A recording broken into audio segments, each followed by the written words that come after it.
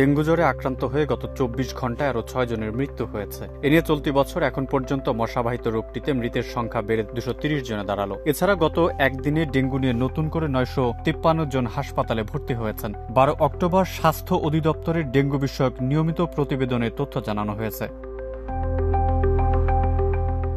স্বাস্থ্য অধিদপ্তর জানিয়েছে, গত ২৪ ঘণ্টায় ডেঙ্গুতে ঢাকা দক্ষিণ সিটি কর্পোরেশনের ২ জন মারা গেছেন।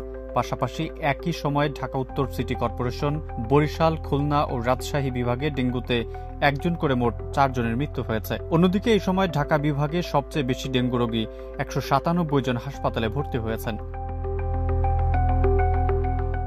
এছাড়াও গত ২৪ ঘণ্টায় ঢাকা উত্তর সিটি কর্পোরেশনে ১৪৭ জন ছাড়াও বরিশাল বিভাগে ১৪১, ঢাকা দক্ষিণ সিটি কর্পোরেশনে ১২২, চট্টগ্রাম বিভাগে ১০৭, খুলনা বিভাগে ৯৩, রাজশাহী বিভাগে ৬৯, ময়মনসিংহ বিভাগে ৪৬, রংপুর বিভাগে ২৩ এবং সিলেট বিভাগে ৮ জন ডেঙ্গু নিয়ে হাসপাতালে ভর্তি হয়েছেন।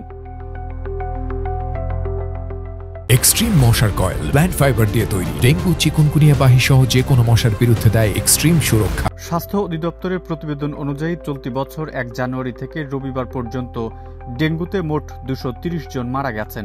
এর মধ্যে সবচেয়ে বেশি ১১২ জন মৃত্যুবরণ করেছেন ঢাকা দক্ষিণ সিটি কর্পোরেশনে। পাশাপাশি এই সময় বরিশাল বিভাগে ৩৩ জন ছাড়াও ঢাকা উত্তর সিটি কর্পোরেশনে ৩২ জন, চট্টগ্রাম বিভাগে ২৫ জন, রাজশাহী বিভাগে ১১ জন, খুলনা বিভাগে ৮ জন, ময়মনসিংহ বিভাগে ৭ এবং ঢাকা বিভাগে ৩ জন ডেঙ্গুতে মারা গেছেন।